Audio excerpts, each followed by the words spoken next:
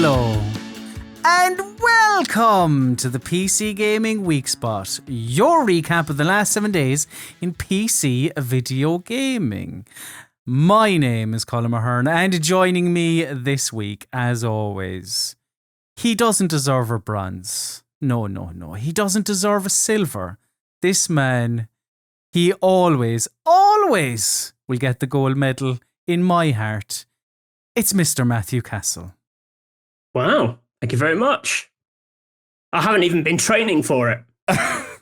And if you did, Matthew, you would have had to put in an extra 12 months of training. Those poor Olympic athletes having to, having the whole thing postponed for another year. Rotten. Imagine having to go that long without eating a Twix. That would be torture, wouldn't it? I couldn't do it. They seem to be having a good morning of it. They do. I saw, when we're recording, was it 3 golds and a silver or something? Or was it 3 silvers and a gold? It was a number of medals anyway. Many golds. Yes. Have you actually watched... Okay, a two-prong question. Have you watched any Olympics, and will you, over the next month, watch any Olympics? I haven't watched any. I watched the opening ceremony, because that's the bit I like. It's the big theatrical bit. Did you see it with the drones? I missed it. I totally forgot it was on, and I was like, saw all of they're using Dragon Quest. I was like, what? Oh yeah, it was on, and I came on and everyone was waving. It's obviously like a little kind of small scale and kind of compromise because of the limitations of what they can do. But they had a really awesome bit where they had, I think it was 1,800 drones that kind of made an image in the sky, and then they formed into like a 3D model of the Earth. Ooh. With this really epic music. I was actually quite kind of sort of moved by it weirdly. It's sort of like, oh wow, that's amazing. That is genuinely amazing. I enjoy an over-the-top opening ceremony. It's like, I will watch a bit of, weightlifting or what it, I find the Olympics is good for, and it turns you into an expert then in that sport after you watch like 8 minutes of it. You're like, but I because I'm not a follower of sports, I genuinely sort of generally like avoid all sports. Like even when you have the bigger things that everyone watches, because I get quite annoyed with do they refer to it as fair weather? Oh, fair weather fans. Yeah. Suddenly everyone's got an opinion on something they don't really care about the rest of the time. And I don't want to be one of those people about the really obscure disciplines of the Olympics where all of a sudden you're like, oh yeah, that's some fine shooting. Oh, come on. Anyone could have hit that freaking clay pigeon. I forgot shooting was even an Olympic sport until a recent episode of Rob versus Ramesh on Sky One, where they were going through Olympic stuff. And I was like, yeah, like I'm all for not gating the Olympics and including sports. You know the way like these conversations will come up is like, should snooker be a sport or should whatever be a sport? Or like, the popular one in our circles, I suppose, is like, is Dota an Olympic sport? Like the shooting almost it stops that conversation or that debate dead, because like shooting isn't a sport. Come on. If archery's a sport, shooting's a sport. Well, I suppose that's the conversation around like what do you consider? It's a physical skill. Is shooting a physical skill? Yeah, of course it is. It's like coordination, like up the sight. I mean, everything. There's. I suppose. So, like, would you consider then, like, should darts be an Olympic sport? It could be, yeah. All right, I wasn't expecting you to be so. Yeah, I don't have no problem with it. Yeah, but again, it's a game of coordination and physical skill. What about? I probably shouldn't bring this up, but what about Dota? What about eSport? Is that where you go? We're kind of stretching like that is an e-sport. I don't really know how I feel about esports in the Olympics. I am similar. I don't know, because I feel like they're physical sports, and there is distinction there. like, I don't know. Because if you compare it to if you were making the case for a snooker or a darts to be included in the Olympics, it's like nobody's sweating buckets, but there is as you said, the hand-eye coordination. But there is still, I don't know. There is some physical exertion. Maybe I'm a hypocrite there. It just doesn't feel like, I don't know. It's a sporting event. You kind of let people have it as their sporting event. You know, you don't need to crowbar fucking video games into everything. No, you don't. You're spot on. You really don't. But, we're talking about video games. But before we get on to our video games chat, we need to take a quick word from our sponsors.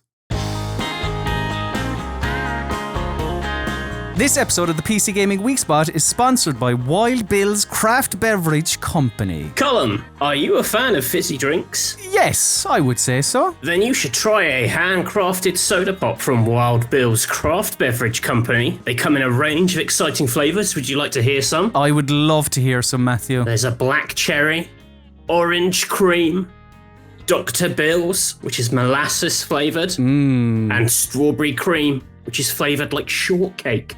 Can you imagine such a thing? I can. Well, now that you've imagined it, you can go and order it. And if you use the discount code CHEERS15, you get 15% off your first order. So head to drinkwildbills.com and use that discount code CHEERS15, 15 the number, for 15% off your first order.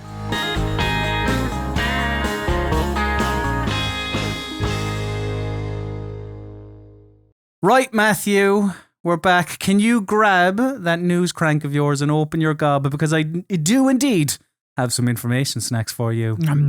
Info snacks for his gob. They better be nice and tasty and nothing sad and bitter. Right.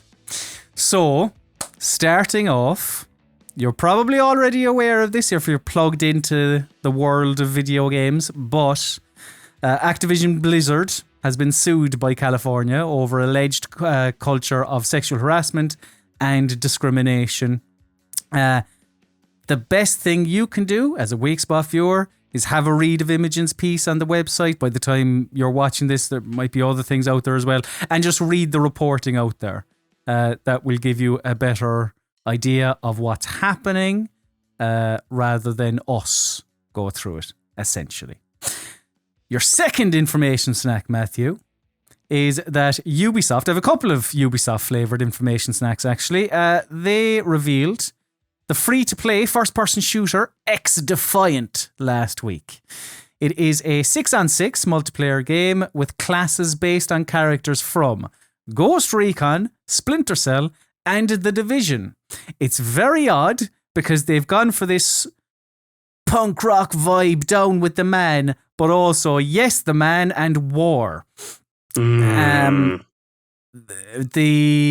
first you hate the man, but you love war. Yeah, the first beta test is on the 5th of August, but it is only open to US and Canada.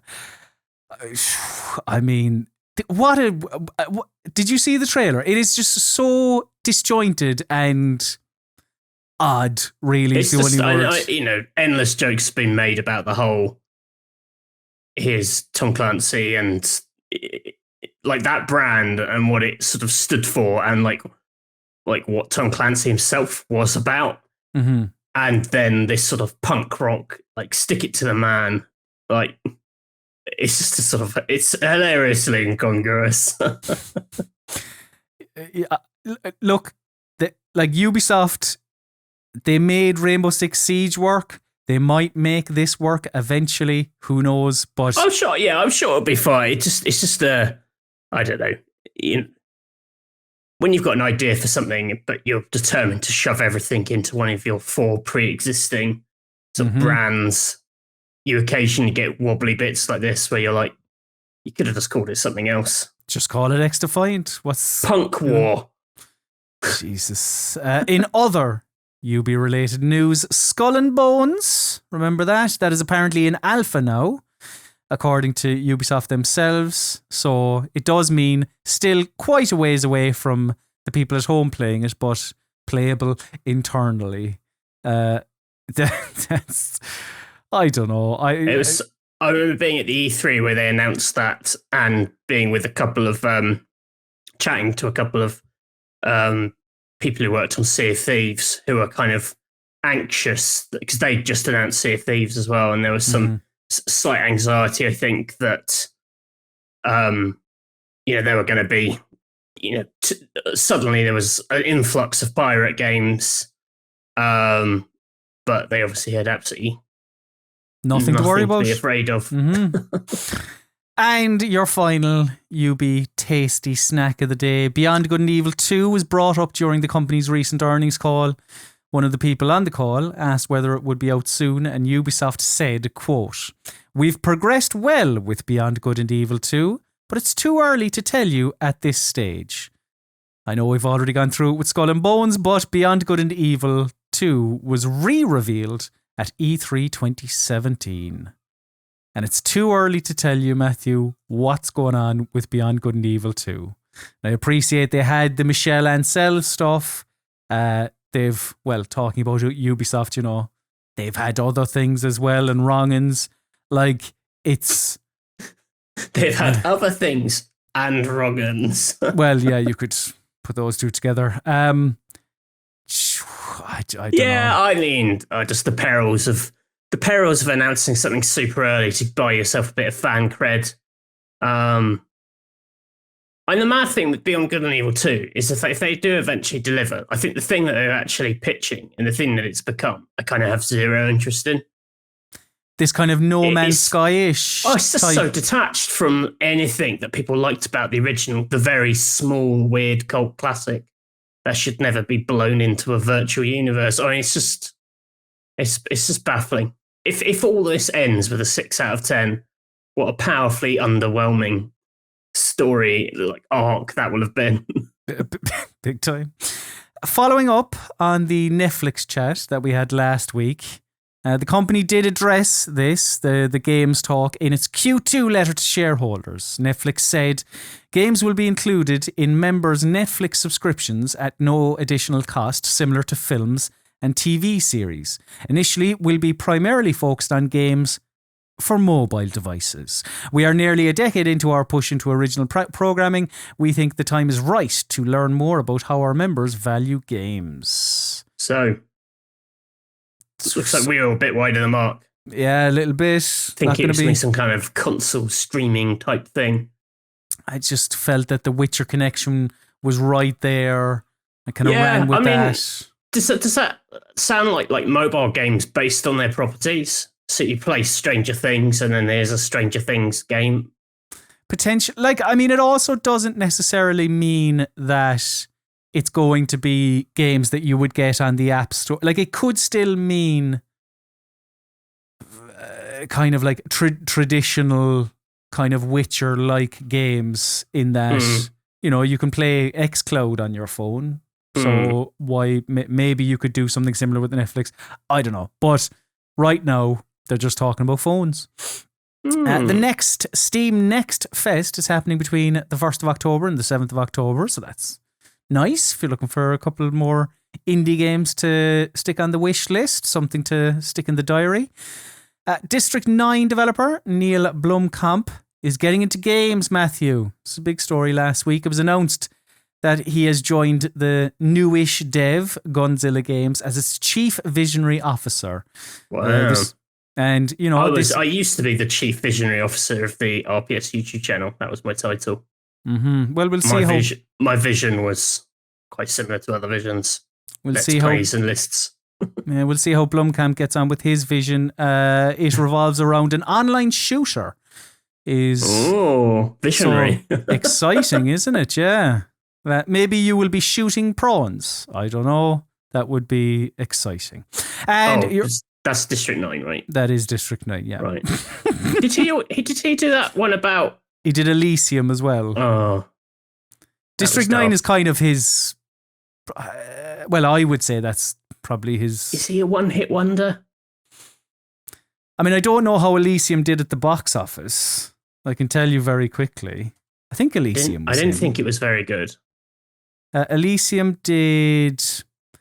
Well, tell that to Blomkamp's bank account, Matthew, because it cost 115 to make and it made 286 at the box office.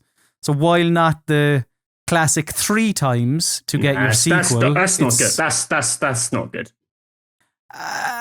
It's all right. Nah, in this day and age. All right. Yeah, that doesn't sound good. Listen, we're not a film podcast, but based on absolutely nothing, I think that sounds bad. And your final information snack. We'll talk more about EA in a minute, but a few notable stories about games that weren't at their not E3 thing on Thursday night. Firstly, GamesBeat reported that Dragon Age 4 is reportedly on track to launch in 2023. And Respawn is working on a, quote, brand new single-player adventure set in a, quote, unique universe. And that is according to creative director Mohamed Alavi. Which one of these do you... I mean, I'd imagine the Respawn news is a bit more exciting to you personally, although I think you've played Inquisition, you told me before. Yeah, I'm up for the next Dragon Age, but like that's just too far away to even sort of think about at the moment. But yeah, I've liked all of Respawn's games. They've all been good. Single player, that's interesting. Give me the new Respawn game. Absolutely. Like, after they made a lifelong fan out of me after Titanfall 2, I was like, this is it. Give me more things, more creative, imaginative takes on established ideas like this, and we're ready to go, Respawn. So a unique universe. Yeah. Vague. A unique universe, or just a different universe to the Apex / Titanfall universe? Well, I guess it means not that and not Star Wars. Yeah. They're Jedi Fallen Order as well, aren't they? I think it basically just... I don't know. I wonder how unique the universe will be, apart from the fact that it will be different to the other stuff that they've made. But we shall see. And those, Matthew, are your information snacks for this week. That was a pretty decent mouthful, thank you. No problem at all. Well, I hope there's room for a main course, because Hugh has some of the bigger news stories for us. Hello, I'm Hugh Edwards. Working in news is exciting. Yes! Headlines and hot takes is the part of the PC Gaming Weekspot where we take you through the bigger news stories of the past 7 days. And there's largely only one, but we have to... There's a bit of a drive to get there, to our destination. So, EA Play Live 2021 happened last Thursday, as I mentioned. And in terms of big news stories and big announcements, not a hell of a lot. But there was one big one at the end that we'll talk about, which we already knew about, but anyway. The other stuff that they mentioned during EA Play Live 2021, there is a new Grid game called Grid Legends that's coming in 2022. It'll have a story mode, apparently. Like, the name escapes me. What was that other game recently, Matthew, that had like Nolan North and Troy Baker? That was Dirt, wasn't it? It was Dirt. I thought you were describing... Uncharted 3. Yeah, no, I was... What's the other game with story? Uncharted 3, of course. That was it. No, yes. I was talking about a racing game. Yeah. Or Need for Speed. The live action bits. Yes, yeah, exactly. Lost in Random was also shown off. I think it looks decent. That's the Tim Burton 3D action game thing. In the trailer that they showed, we got a bit more of the combat, which seems to be based around a card-based system. That's out on the 10th of September.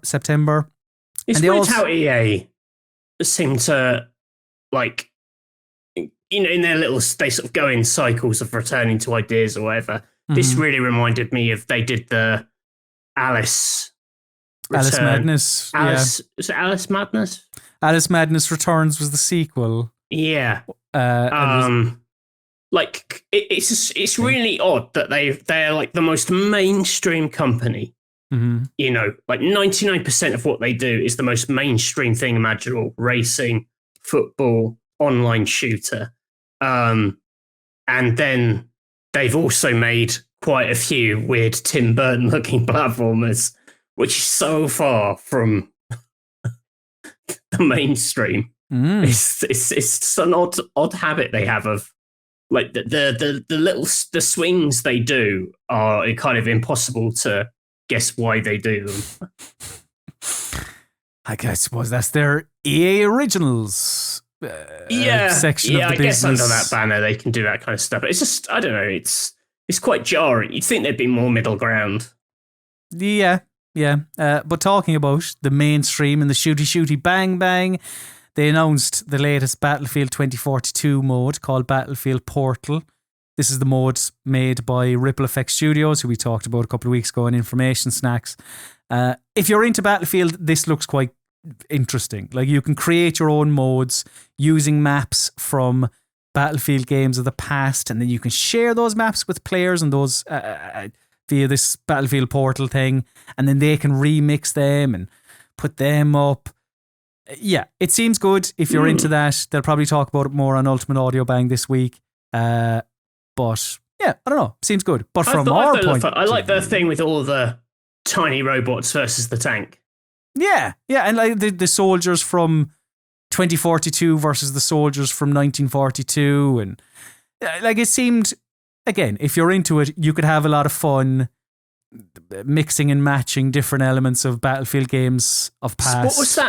What was that TV show that used to do the theoretical matchups between different time era warriors? Was it? It wasn't Deadliest What? No, Deadliest Warrior was kind of a total wipeout thing, I think.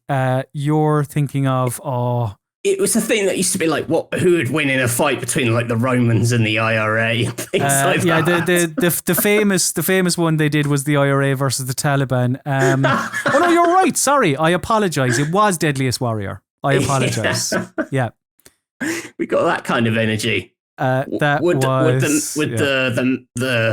the valiant soldiers of the World War II be able to beat the laser wielding soldiers of the future? Yeah, that show was odd. I think that was on Bravo, and you couldn't put, like, Bravo on that show. Perfect. But Matthew, the big story coming from EA Play Live 2021 was obviously Dead Space. So we did indeed talk about the rumors surrounding this a couple of weeks ago. But they revealed it properly here. We don't have loads to go on from the trailer, but senior producer Philippe Ducharme and creative director Roman Campos Oriola did an interview with IGN after the reveal, and that gave us a little bit more insight. So I have a couple of quotes from them. He was Roman Campos Oriola was the first developer I ever interviewed. Is that right? Yeah, because he was the lead designer on Red Steel on the Wii. Oh. So I met him at Ubisoft Paris. And I thought, he was a nice chap. And then I think he did For Honor as well. He did, while he was at Ubisoft, I remember seeing him pop up at E3 and thinking, oh, look, there he is. That guy who made Red Steel. Well, we'll see how his Red Steel knowledge is implemented in the new Dead Space. Motion controls. So, this Dead Space is a remake of the 2008 Dead Space, not a remaster. Campos Oriola said, quote, "We started with the original level design of the original Dead Space. What's funny is that you can see some of the iterations that were made prior to ship by the team. In the first chapter, you can see some corridors that they wanted to do first in a certain way, and then you can understand why they've changed it for technical strains or some other reason.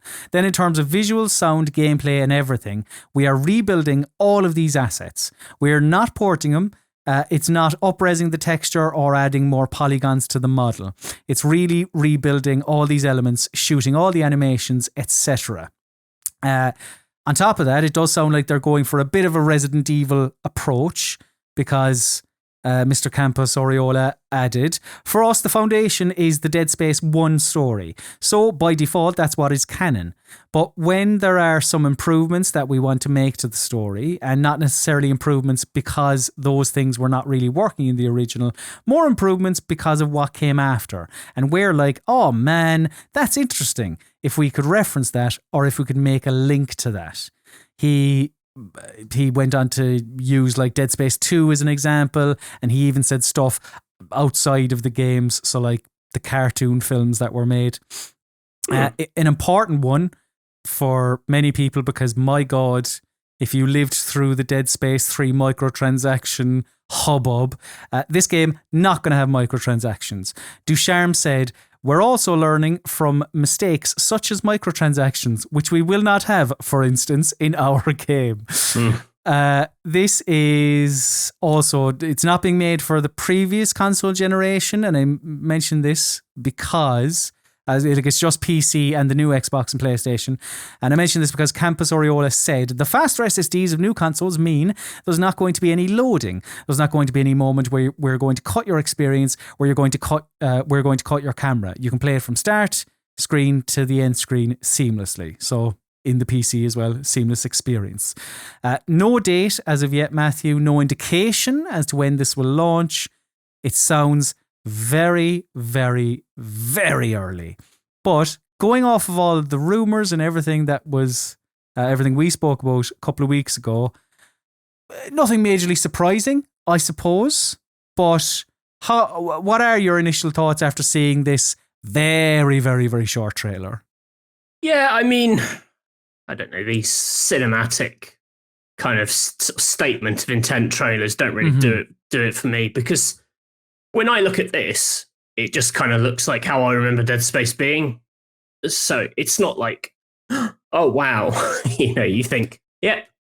He has the thing on his back. He has cut off their limbs. That sure does look like Dead Space. Yeah, I mean, like, you get the vibe from the chat seems to put this in the same space as like the Resident Evil 2 remake, which is, taking the shape of the thing, but kind of updating it. I mean, the difference there was that, Resident Evil 2, was making a substantial, visually the perspective of the thing going from the fixed cameras to over the shoulder made a very big difference. Yeah. The time that had passed between Resident Evil 2 and the remake was such that, there was almost 20 years of like technological advancement for you to kind of dig into and add to the game. Like here, it's harder to sort of imagine like what those improvements would be, or like how radically different it would be. Like I'd actually rather they did go radically different. I'd rather that they took the shape of the thing and like messed with it, or kind of played with your kind of preconceptions of it, or, story-wise, I think a big part of the original game's like tension was experiencing it for the first time. Like when you replay it doesn't have the same impact. Not just because you know where the scares are, but just generally, like, what the arc of the whole story is going to be. There's no surprises. So, and I think that's sort of to the detriment of a sort of survival horror game. So the idea of them, like how religiously they stick to the story, I think would have quite an impact on the success of this. Well, I was going to ask you, like, your thoughts around the remake that does tinker. Like, is there a point where you're kind of going a bit too far, and it's just like, well, why didn't you just make Dead Space 4? Like, do you, or would you prefer them to take, yes, the building blocks of the original Dead Space, but change quite a portion? I think there are some benefits to the tinkering approach. And again, like, I'm going to keep coming back to Resident Evil 2, and they haven't cited Resident Evil 2 at all. Like, this is based on nothing but like just the feel of some of the quotes. Resident Evil 2 really benefited from that approach was from where it really did like deviate or sort of like surprise based on what you thought was going to happen or based on what you knew of the original. So, like, the big standout thing from that remake was how different Mr. X was and how he was this big free roaming entity. And he really came up, and he was just a lot fiercer, a lot scarier than he ever was in the original. It was an idea that was in the original, but it felt like they really delivered on it. They could do something more with it.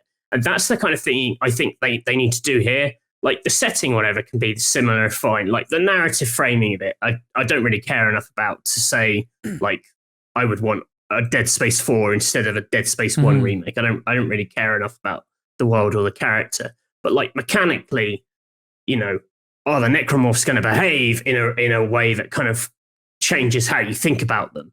Are they going to be more of them? Is it going to be more relentless? I mean, the original game's sort of scary in a quite traditional sense. There's monsters jump out and you fight them off, and there's stress, and then the stress is sort of released as you defeat the things. But like, you could create a version of this where it is a bit more relentless and there's a sense of it's kind of an unstoppable tide, and it's not just scripted encounters. It's maybe a bit more organic, almost like I don't know, that maybe sounds a bit more like Left 4 Dead or something. I know, listen, I'm not the game designer here, but to have something which leads you down the path of thinking, oh, it's going to do this, or I'm familiar with this, or I kind of know this, and then uses that to kind of like wrong foot you, I think is cool and something you can only do in a remake that tinkers.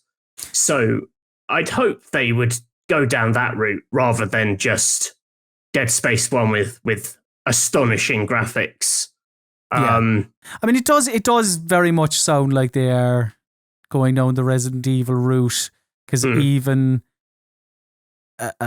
one of them, I'm trying to re-find the quote now, but one of them said that Campus Aurelia said, like, for us, the foundation is the Dead Space 1 story. So by default, that's what is canon.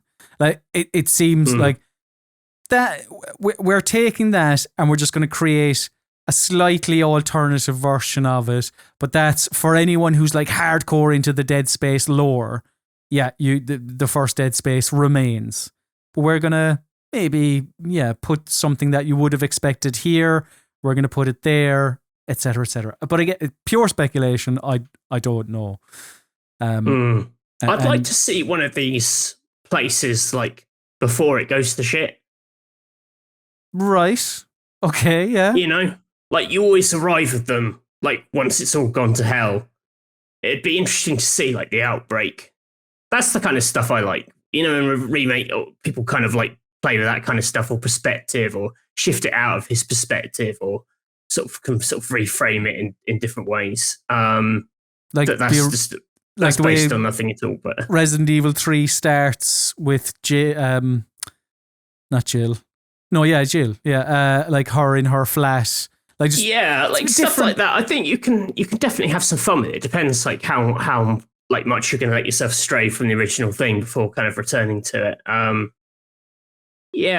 It's definitely interesting. That thing about the no loading, so it'd be like one take, feels like you could sort of build on it in terms of. I just remember, like, I know all survival horror games are about like stress and tension, but I remember that the Dead Space being especially stressful because it really felt like I'm on this thing. It's just full of monsters. Like I'm in space. You can't really go anywhere. It's pretty relentless. It's a pretty hostile, inconvenient environment to begin with. And that feels like you could like go even harder on that, or you could definitely push even further into that kind of stress by like just never being able to take your foot off the gas, or this idea that like, where the monsters can always come after you or get you wherever, an interesting thing, but kind of based on nothing at the moment. 100%. Yeah, as I mentioned, no indication from them about any date or anything like that. But you could probably take it that if you were really into the original trilogy and you were gutted that you didn't get a Dead Space 4, well, you better buy this one then, because you need to show EA that there is some, and not just some, I love that,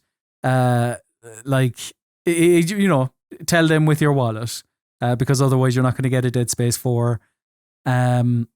And also, I will caveat that with, and I even remember thinking it at the time, like EA's expectations, their forecasts for Dead Space 3 were ludicrous. I don't know where they were getting their numbers for, but it was something like they were thinking 6 million copies or something. It was like, hang on, come on now, like. I think there's an element of we'll see how many people buy it, but also EA tempering expectations to a point, obviously. Like, I don't know how much I don't know. I was going to say there wasn't a Mirror's Edge remaster, was there, before Mirror's Edge Catalyst? No. That was pure. So this is, whereas this, they can measure this a lot more. See how many people buy it. There was quite a good interview with Glenn Schofield in Edge magazine this month. They do this like career retrospectives where they basically talk to them about like every key anecdotes from every game they worked on, and he's the kind of sort of one of the masterminds behind Dead Space, and he was talking about the process of getting the game kind of greenlit back at the time, and he was sort of saying that not just at EA, but this is generally the way it is. But at EA, there's so many projects in competition to be greenlit at any time. It's just a case of kind of being able to build up enough like internal support and kind of momentum behind it. And they went to great lengths to sort of like promote it internally. He was talking about like drawing up artwork for it, and like, I don't know if he said like a calendar for it, but like posters for it anyway. Right. And like just posting it everywhere around like internal EA studios and putting them up in like toilets and things, just so that when they had the meetings and they were like, right, we're going to pitch this thing, Dead Space, someone higher up might be, oh yeah, I've heard of this game. Like there's buzz around this. Just like subliminal message. Sort of. Yeah. This idea of like, oh yeah, this already kind of feels like a big thing. Like right. people are talking about this. This is the game on it, on the tips of everyone's tongue, and you're like, yeah. But That's clever. just think it's clever. Yeah, it's just I don't know. It sort of undermines that the people who were involved with the original have been quite gracious, and I've seen a few quotes this week where people they've sort of said like, hey, good for them, like good luck with it. We were really proud of the original, and we obviously hope this is going to be awesome or whatever. But there is something sort of a bit rotten whenever like something gets a second shot when it's already cost like another studio basically its sort of life in the past. It's kind of similar with Lionhead and Fable. On one hand you're like, yes, Fable's coming back, but you're like, man, if only you'd made this decision earlier, like there might still be a Lionhead, Yep. It's so there's I still don't really know where I sort of stand with some of that kind of that sort of bit of the narrative around these games. But hey, a single player exciting action story driven game. I mean, okay, one that we've already played, but still you can't look a gift horse in the mouth. Indeed, yeah. At least we're not getting a Dead Space Battle Royale, so that's a positive. But sometimes, Matthew, games need to just need to take a step back. Studios and publishers need to take a step back from their properties and go, we're fighting a losing battle here, or we need to change things up because we're not getting the people on board. And that's what Konami have done with Pro Evolution Soccer. Except it's not called that anymore. It's now called eFootball. And I saw some some people going, oh, what a shit name, blah, blah, blah. And it's like, no, I 100% agree. But they used it last year as well. You could see them gradually bringing it in. Because last year's PES was called eFootball Pro Evolution Soccer 2021. Now, what they're doing, what Konami is doing, is they're taking what was FIFA's competitor, and at times it beat it critically. I honestly don't know the numbers on commercially, but I would be very surprised if it beat it commercially any time. No, I don't think it ever did. But they're taking it free to play, and it's launching this autumn with 9 teams and exhibition matches. So just, your regular friendlies. And then it'll introduce more as the months go by, and that more modes and whatnot. That will be available as both paid and free DLC, I presume, because it's a free-to-play model. And it'll have crossplay as well between the 2 consoles and PC shortly after launch, not at launch itself. So yeah, you're not going to get a yearly football game from Konami, although you weren't with the last couple of years. I remember when they introduced the Fox engine, it skipped a year. But yeah, eFootball is this new platform, and that will be updated. Where do you stand on FIFA and PES? I'm not going to put my hand up and say I have like zero opinion on these games. Like I don't think I've ever played PES in my life, and I've played like half an hour of FIFA ever. Sorry, right. I thought you were going on. No, I was curious. No, I was just curious where you stand on it, because I worked with a lot of people who, based on my memories, like the games journalists in the office, on like the PlayStation mags, they used to play PES over FIFA. Like that, it felt like the kind of connoisseur's choice. It was for many years. There, like as a child, obviously FIFA, because children are simple and they want the kits that they see on television. They want the names of the players that they know. But then as I grew up, I was like, PES it's a better game. But there was definitely a shift then at EA where they actually, I want to say like FIFA 2010, I want to say, where EA basically made a good game. They kind of figured it out, made a good game. And it was a little bit back and forth for a while. I think it was there was a kind of a mid 2010s there were 1 or 2 good PESs. But kind of since then, FIFA just absolutely destroyed them. Because, the one thing I've already made reference to it, but like PES can't compete when it comes to kids and the game they're getting for Christmas, if like FIFA has all of the real kits, all of the real players, all the real managers, etc., all the competitions. But also FIFA has become a much better game. The last 2 or 3 years maybe have been a little bit up and down, but like overall it's become a better game. And I guess that's why Konami have decided to go that route. No, I'm not expecting you to give me a half an hour on Pro Evolution Soccer and its positives and negatives, Matthew. But the reason I bring this up is because this model, I think, will be used by more games going forward, where you have, and not just in sport, but in, I suppose you could say you already see it with certain first-person shooters. But and Assassin's Creed. Now, it's not a like for like, but and we don't know all the ins and outs of it yet, but Assassin's Creed Infinity is going to be seemingly a live service model. Whether it will be free to play and then you buy the things you want, we don't know that yet.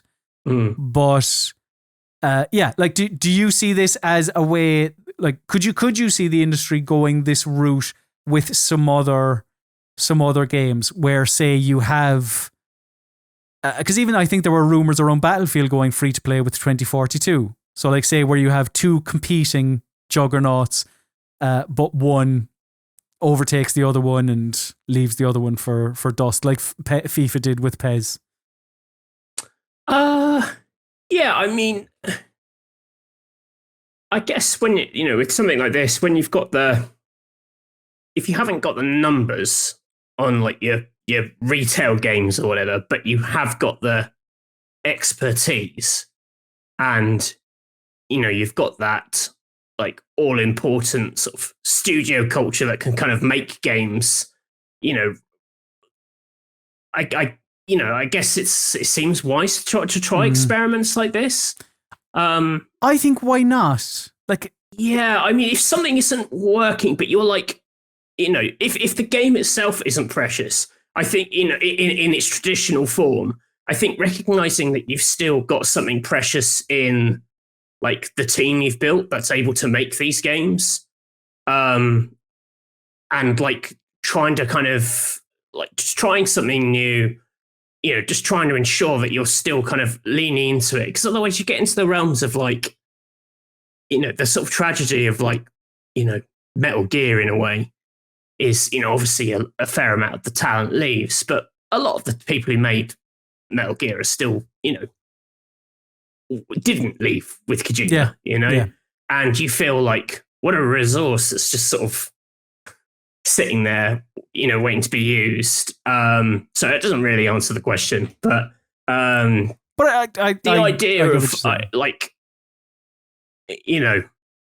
I'd rather these people were doing something. I'd rather they were trying something than just sort of bailing on it entirely. I mean, and if it's, I don't know, it feels like it could work. I mean, it's, a football match is such a sort of specific thing. You're selling the kind of the central experience of playing that football match or that individual sporting event is closer in flavor and tone to like what you get in a free-to-play shooter in terms of like, here's a fixed game, here are the rules.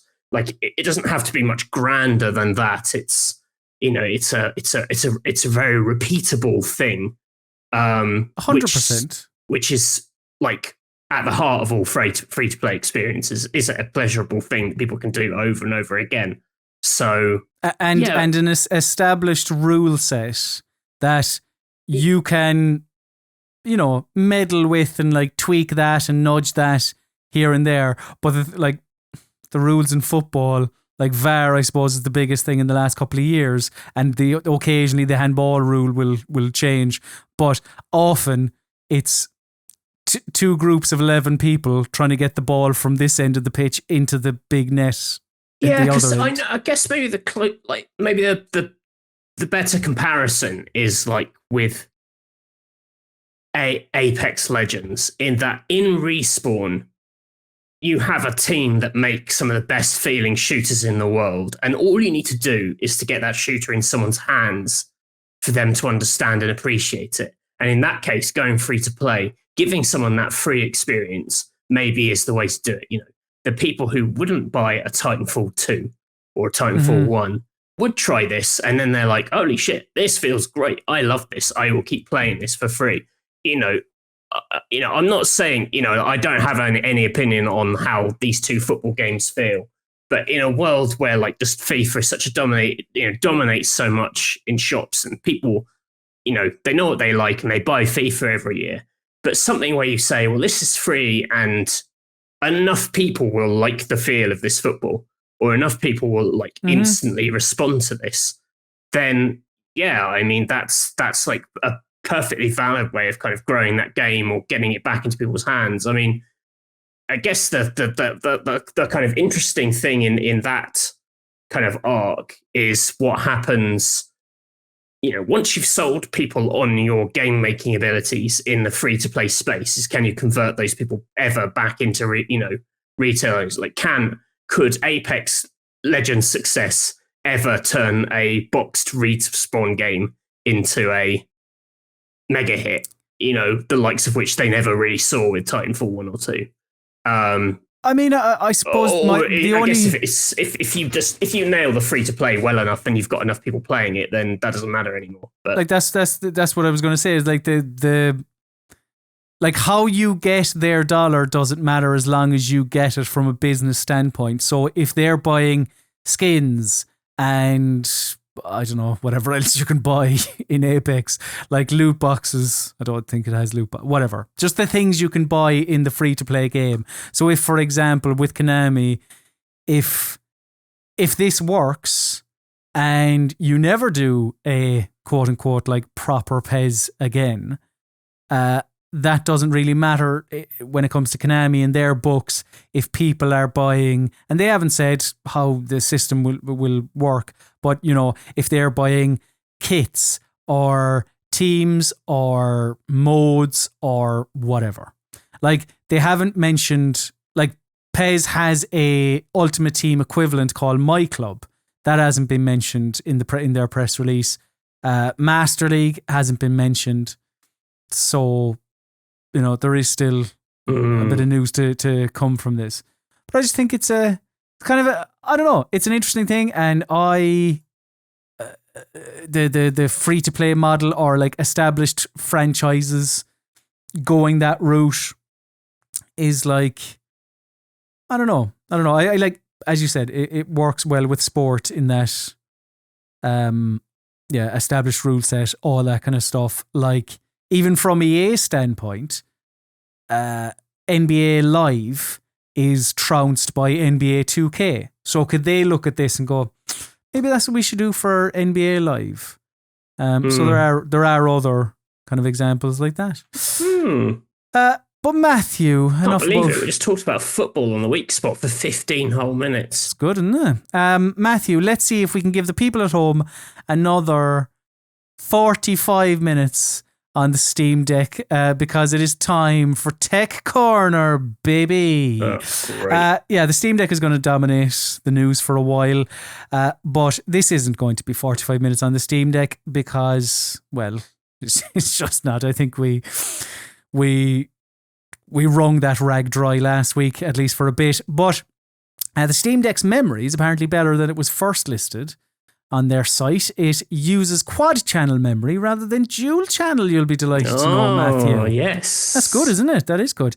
Speaking to IGN, Valve coder Pierre-Loup Griffet said that Valve hasn't come across a game that the Steam Deck has struggled with yet. It was said that they've gotten all the tested games running at 30 FPS or higher.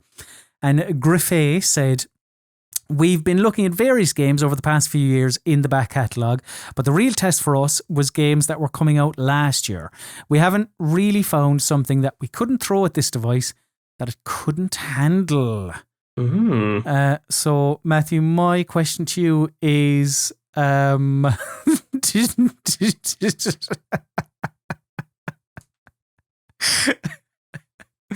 those are your headlines and hot takes for this week. No question. I don't know. I thought you were going to ask me if I ever found anything I couldn't handle. I was going to... Well, yeah, have you? No. I'm not very good at riding a bike. I mean, you could argue I can't really handle a bike. Yeah. Well, I'll take that. So those are your headlines and hot takes for this week. So now it's time to talk about the games we've been playing over the last 7 days. Show and tell. We can't afford a proper jingle. It's meant to be jingle. Yes! Show and Tell is the part of the PC Gaming Weekspot where we take you through and tell you about the video games that we have played over the last week. Matthew Castle, #1 detective in all of video games. You have been playing your most anticipated game of the year. Maybe. It's up there at least. Oh no, definitely. All right. Good. We'll say your most anticipated game of the year then. That's more, more pizzazz behind that statement. You spoke about this a couple of weeks ago. You could only speak about whatever it was, the first portion. You can now tell me about the whole thing. Matthew, break it down for me. The Great Ace Attorney Chronicles. Yes, so this is a compilation of 2 games that came out on the Nintendo 3DS in Japan about 4 years ago. At the time, there didn't seem to be any attempt to localize them or any word of that they would be ever localized. So we'd kind of written these off as just two parts of a series we'd never get to play. One of my favorite series of all time, the Ace Attorney games, which are the famous Capcom lawyer games. They're sort of visual novel adventure games where you play as a lawyer and you investigate crimes, and then you go into a courtroom and you pick apart witness testimony by presenting evidence that reveals contradictions. That's basically the mechanical heart of the game, is presenting clues to prove other people wrong with things. What's different about this is that where Ace Attorney is set in modern day, this is set in Victorian London. You play as one of the ancestors of Phoenix Wright in modern day. You play as Ryunosuke Naruhodo, who is he's basically Phoenix Wright, but 100 years ago. He's like a very similarly nervous young man. But the kind of gimmick here is that you team up with Sherlock Holmes. So this is the London of Sherlock Holmes, rather than necessarily. Well, actually, I say that. I was going to say rather than real London. It's really grounded in the period. So the series creator of Ace Attorney is a guy called Shu Takumi. He is an absolute nut for crime fiction, particularly of this kind of era, kind of the Victorian, sort of very traditional, kind of very logic, kind of driven crime writing. He really likes the period. That comes through in this game. Just there's so many nerdy details, and it goes into like there's loads of chat, and it really goes in about the different things from the time. And it really goes in depth about like the technology and the kind of customs of the period, and specifically in how those can be used to do murders and things. So it's not just like a boring history lesson, like it all factors into the crimes, but it's like weirdly detailed for something which is quite daft on the surface. Sherlock Holmes, he isn't a lawyer, so he's not really in the court scenes. You work with him in the investigation sections of each case, which kind of happen between the court scenes in these things called dances of deduction, where he kind of highlights what he thinks happened at a crime scene, but he's kind of a bit of an idiot, Sherlock Holmes. So you have to kind of correct him by pointing out like what actually happened. Okay. So he'll say like, it was this thing, this guy clearly, I can't think of an example off the top of my head. You'll see some throughout the video clips. Not very useful for podcast listeners, apologies. But he'll have some preposterous hypothesis. He'll say there was an anti-gravity device, which is why all the furniture's upside down. And then you have to look around the room and work out why is the furniture actually upside down, because it probably isn't an anti-gravity device. So they're more like comic set pieces than very difficult puzzles, but they're quite beautifully done. And then you are in court as Naruhodo and meeting all these really strange kind of witnesses. What I love about this game is how weird the character designs are. They're super rich kind of sort of caricatures. They've got these little like looping animations which are really full of life and kind of convey how strange they are. In classic Ace Attorney fashion, you sort of tend to have a pretty good inkling of like who the villain is, and like a lot of the fun is just trying to kind of like break them down and get to the moment that they finally sort of shatter and reveal their kind of full villainous sort of persona. So it's all the kind of the good classic Ace Attorney stuff, but kind of wrapped up in this Victorian skin. Does that work then? If you begin the case and you're like, well, I know straight away this person is obviously... Yeah, I mean, that's sort of part of the series. I mean, they've always likened it in the past to like Columbo, where you know the baddie at the start, and the thrill is actually like, is the pursuit rather than the mystery of like who did it. I mean, I'd say, a lot of the twists and reveals, it's more about like how they did it. There are a couple of cases in here where, it's slightly harder to predict the outcome in terms of who the person's going to be. But most of them have a couple of good twists about the actual like mechanics of the murder. So yeah, like if you didn't have a problem with it in the earlier Ace Attorney games, you won't have a problem with it here. I mean, that's, in the older games that they used to show the killer in the opening cutscene for some of the cases, they were that kind of open about it. So it's not a biggie. So yeah, it is more just about figuring out how they give you the answer, you figure out how to get there. Yes, yeah, sort of. I mean, you'll have the broad strokes of it, but there's always some weird stuff. A lot of the cases are kind of not like impossible crimes, but they just don't. There's sort of an impossible element to it. Like a man who is stabbed inside like a horse-drawn carriage, and there's only the victim and another man inside who claims to be innocent, for example. And, there's another one about a kind of science experiment which is going to teleport a man a great distance. But when he arrives that distance, he appears to have been murdered. And it's like, does this machine actually work? What actually happened? Where was he murdered? So, there's slightly kind of, it's that kind of stuff. So is the main appeal of this game, like the other games, in its characters? And right, okay. So rather than characters, it's the characters, it's the drama of the thing. It's got absolutely amazing music that really drives it. The music is a really vital part of the Ace Attorney series, because they've got all these different themes that kick in at different moments. There's the kind of the little investigative theme, and then there's the cross-examining. There's a kind of mystery theme, but when you reveal a contradiction, you reveal someone for a lie, you get the kind of objection theme, which is where you're kind of pursuing them. And, the guy slams his fist down, this kind of epic tune kind of powers up, and it's got this real charge to it. It makes, for something which is relatively linear and relatively hands-off in terms of your interaction with it, it's quite minimal. It still kind of has that big Capcom arcade energy. It's like if a courtroom scene was a Street Fighter fight, that's how this would kind of feel. Two people are yelling at each other, and there's fist slams, and the music's changing, and it's going up in tempo as the kind of case goes on. It works really hard to kind of keep you excited, which, I've always loved about the series. And it's kind of really fun seeing that married to this slightly more kind of contained or demure historical period. It's kind of, the Victorian era, it's a bit more restrained. And so all the instruments are, on the soundtrack, it's all sort of violins and accordions and things, but it still has that kind of sort of arcade kind of energy of the modern games. So is Herlock Sholmes the big new thing in this? Yeah, I would really say that the period is vital to it. It does change kind of the tone of the thing, and the fact that you're this Japanese lawyer, visiting Britain, and the kind of there's some tension there with racist, some racist people in Britain. Newsflash.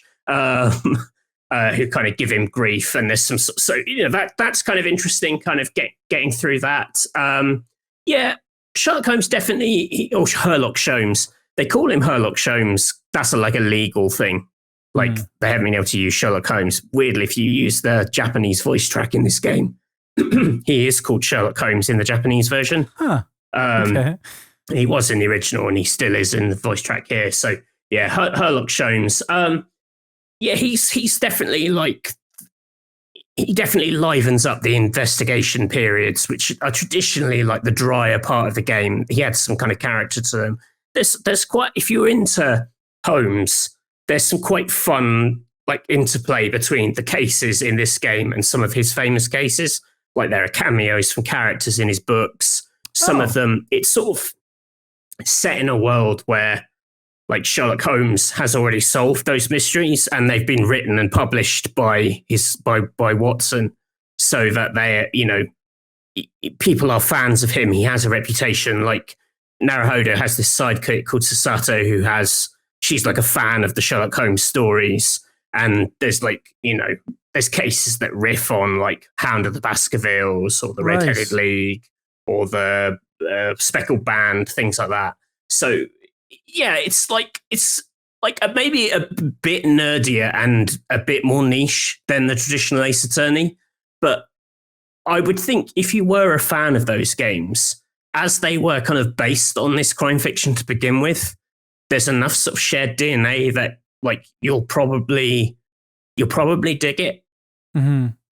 I was going to ask, where would you rank this?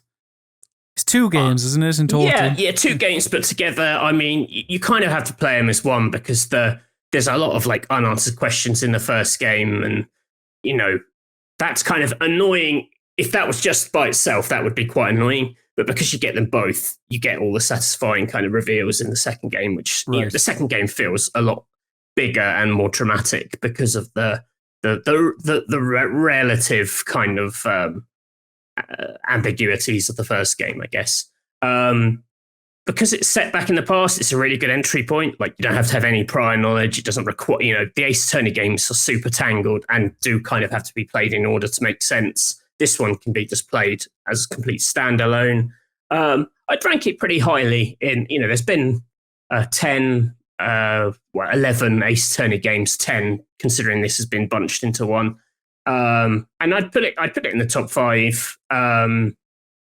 It just has like great production values. I love them. I really can't understate like the music and the character animations in this are just really, really like fun. And you want to see kind of what mad like bullshit happens next always, which is like a sign of a great Ace Attorney game.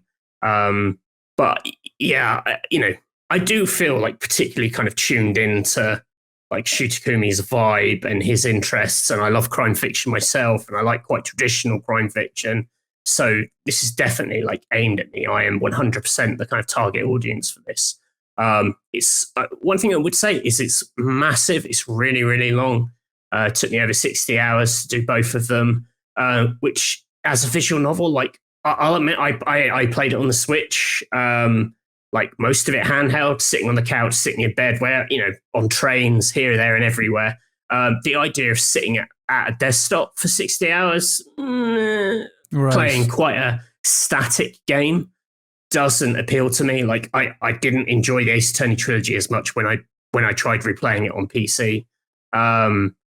Like for me, this will always be a handheld series. That might just be my like Nintendo history and bias showing through, but it definitely feels a more natural fit for handheld gaming. That's why we need the Steam Deck. For all my problems with the Steam Deck, I think it's going to be like the definitive visual novel machine for sure. The Ace Attorney machine.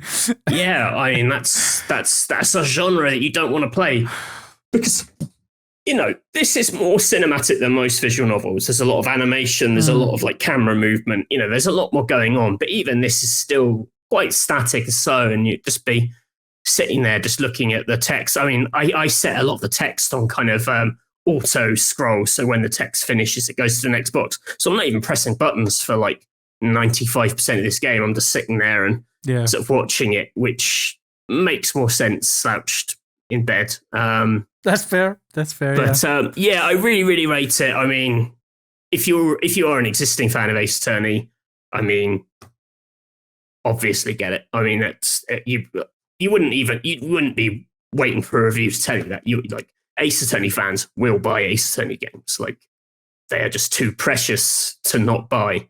But for people who like have never played one, it's a good place to start.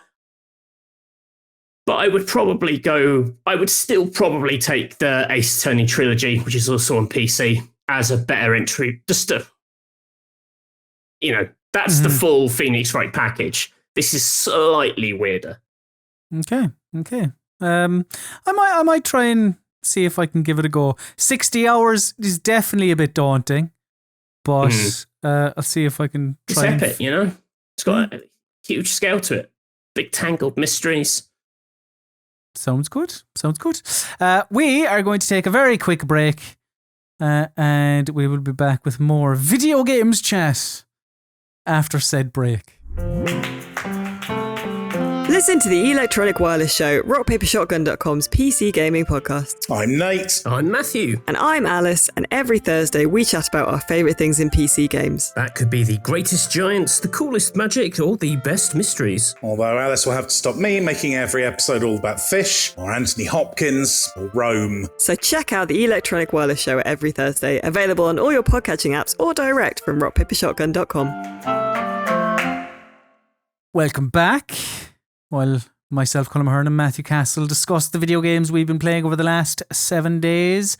Matthew, I have also been playing a game that's shrouded in mystery, in a sense, and you do sort of play a detective of sorts. I've been playing The Forgotten City. Now, do you know much about The Forgotten City? Is this? I've played a bit of the mod it's based on. It's a Skyrim mod, right? Well, I was just, you've read the script, Matthew. Yes. I genuinely played a bit of this when I was doing a Skyrim mod video years ago. So yeah, the story around this, if you don't know, is quite interesting. As Matthew said, it began live as a Skyrim mod that was downloaded 3 million times. It won awards for its writing, like massively, massively celebrated.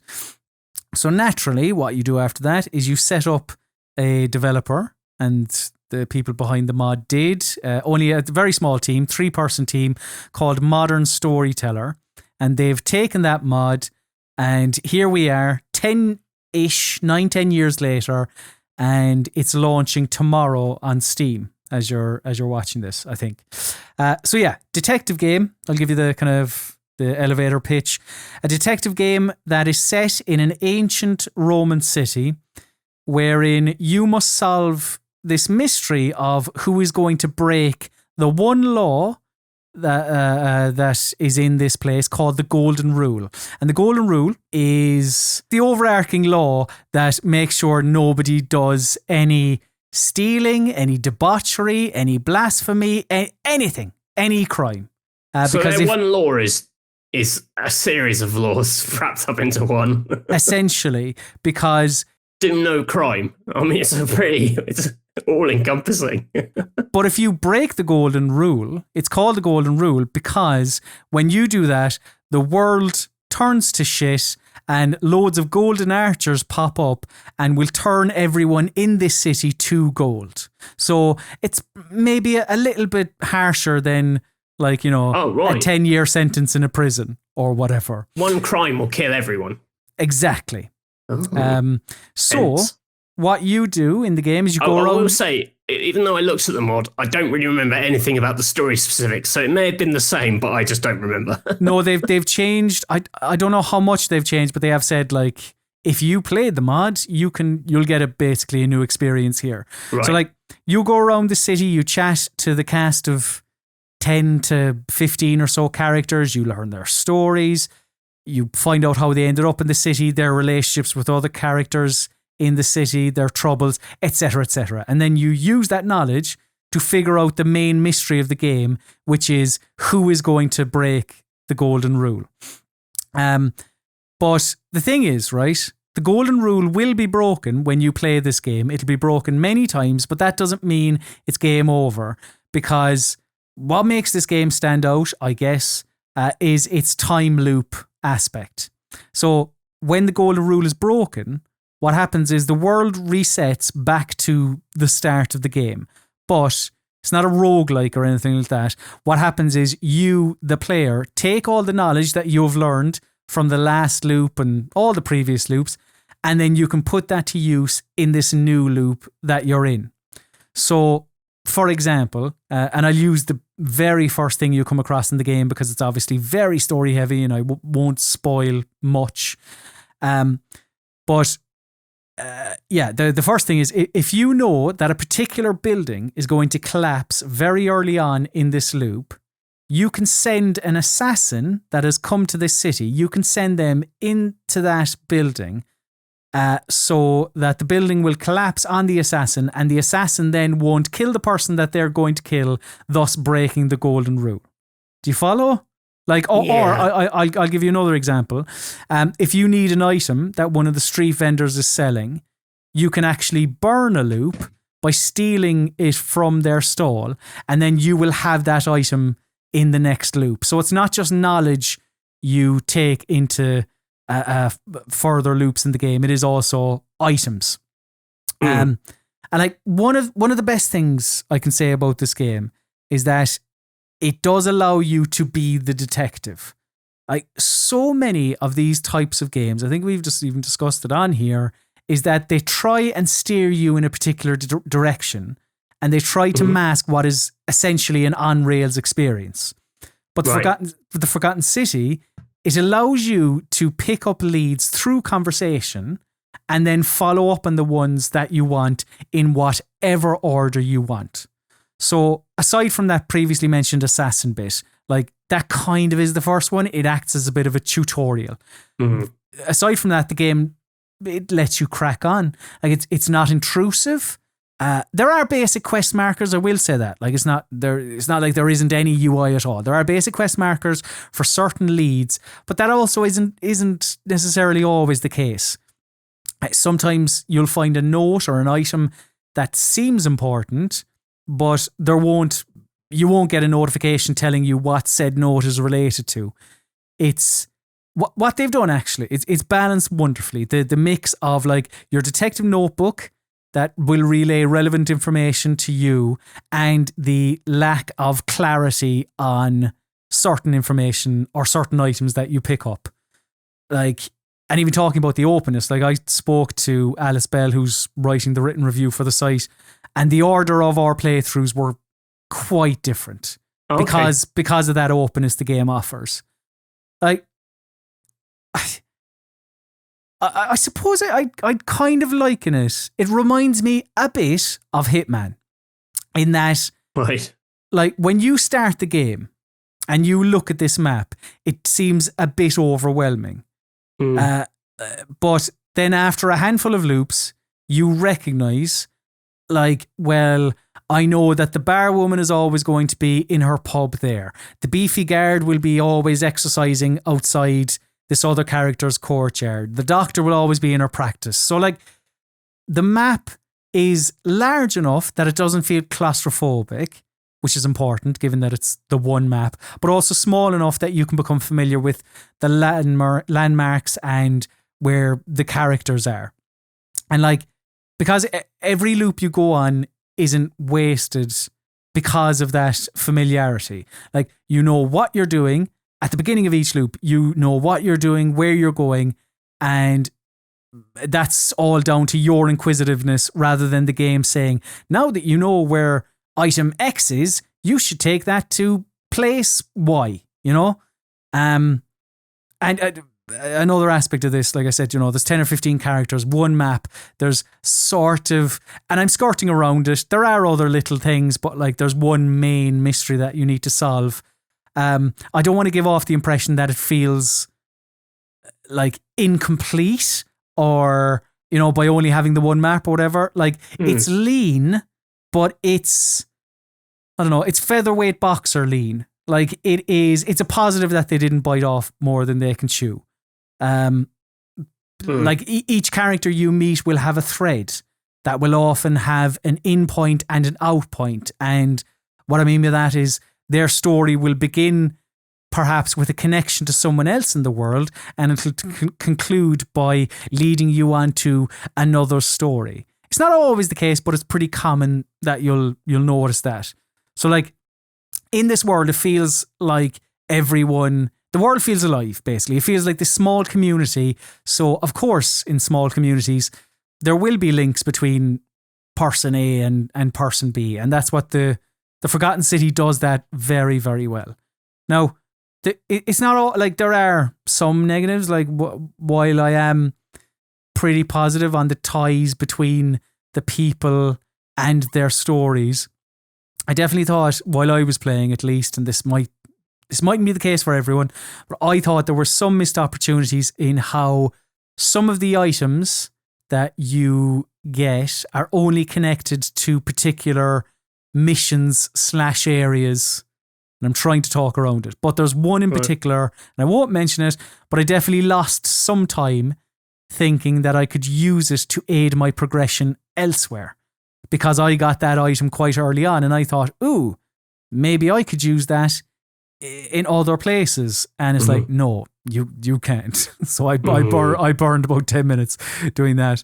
There are also some other instances where I'd love it if the game, like, and I know I said, like, it's very openness. It allows you to be a detective, and that's often the case when picking up leads, chatting to characters, investigating areas, etc. But the only time where I think the game gives you a little bit too much of a helping hand is in certain conversations where I'd prefer it if the game allowed you to get something wrong. So, like, sometimes when talking to somebody, you'll be given one dialogue option, and that dialogue option is the right thing to say.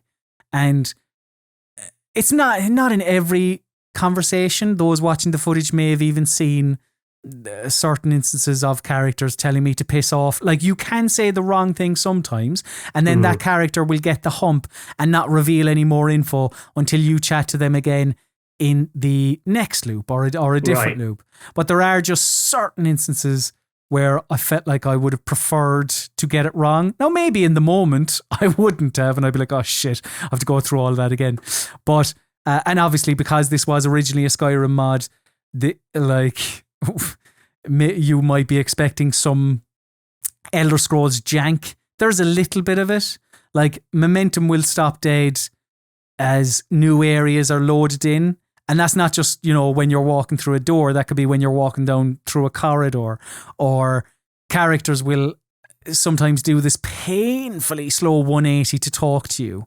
That, I mean, it's not wildly horrible or anything like that. And it's just, these are certain things that you sort of have to accept because it is a 3-person team. And I think that, they've done so well elsewhere in terms of scope that these are things that you can put up with. Because the majority of the game, it's... Yeah, I'm pumped for this. This sounds great. It is good. Sounds like very much my bag. Have you finished it? I have finished it, yeah.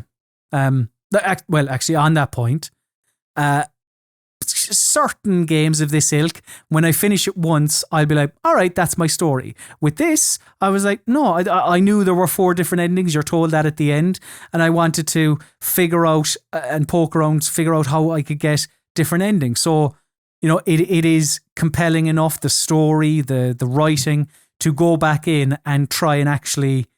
I assume you'd have to replay the whole thing for different endings because you just do something different in the loop, right? Exactly. You just load up a save and figure out something else. But yeah, I definitely welcome another game from this developer. Again, it's their first game taking the Skyrim mod. Story, cool. The way this has come about. So I'm glad it sort of holds up enough.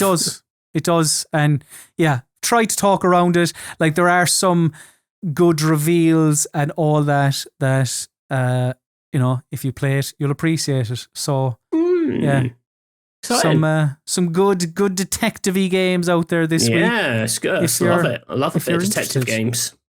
So enough about detective games. Oh, actually, Matthew, before we begin the next segment of the PC Gaming Weekspot, I want to say, so I know you'll kick off and you'll be like, why isn't he winking? Why isn't he winking? I didn't,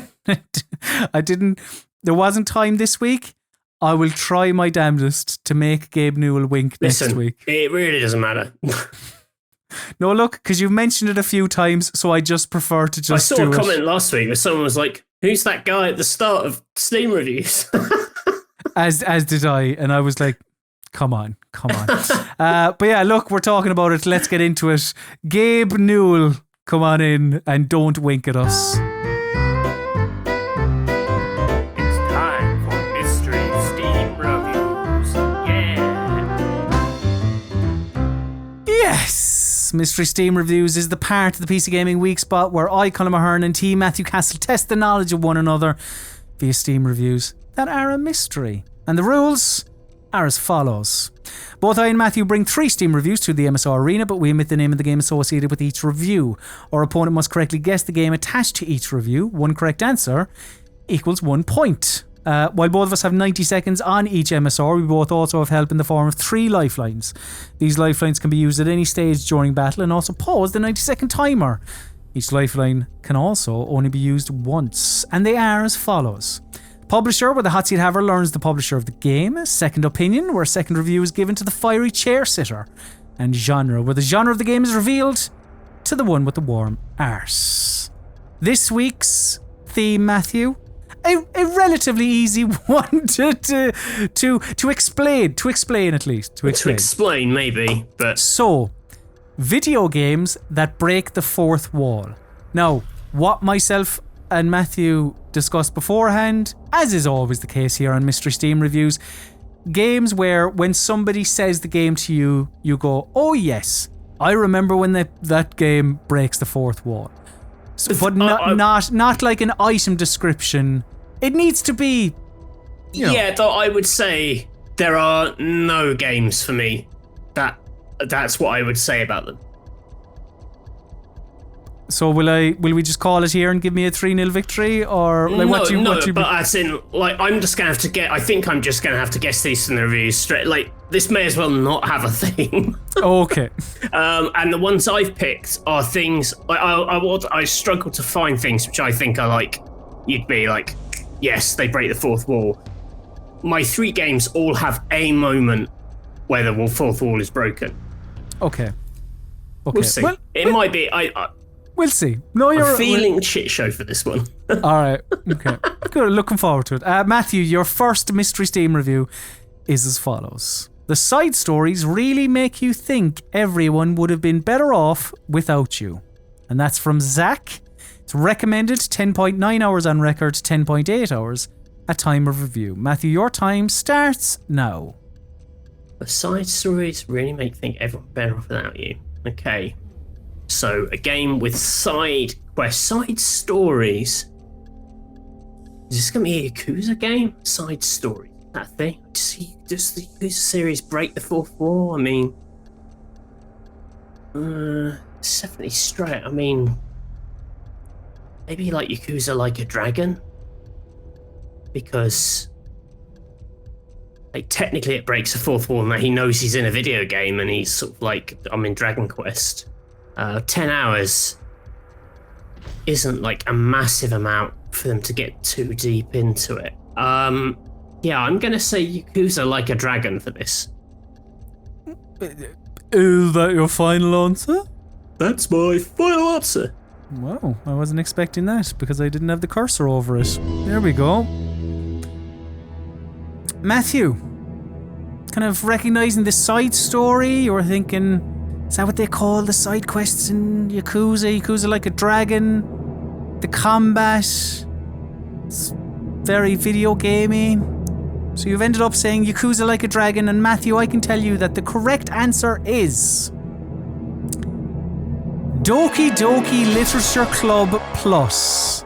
And I thought that would be fresh in your head after I only talking about it a week or two ago. That absolutely obliterates the fourth wall. Oh my god, fuck me, that's hard. Matthew, could I have my first Mystery Steam review, please? It has a ton of comic and retro-inspired flavour to it. However, it's not enough to carry the immense amount of filler. I would say 80% of the game is spent doing fetch quests, while the other 20% is fighting bosses who can oftentimes feel repetitive. It says measure, not recommended, 11 hours on record. Okay, time starts now. It has a ton of comic and retro-inspired flavour to it. Comic Zone. It's what comic? Well, no, he's enough to carry the immense. Oh man. Comic and retro flavoured stuff. 80% is doing fetch quests, and the other bit is fighting bosses. I'm not gonna waste any time, Matthew. Pausing the timer at 102. Could I have my second opinion, please? Okay. You're a bloodthirsty otaku that lightsaber duels National Guardsmen on the coast of California. You save the game by taking a dump. You play with your pet cat. You learn new skills by watching pro wrestling matches. Yeah, this game is wacky, and I love every minute of it. Time restarts now. Good read.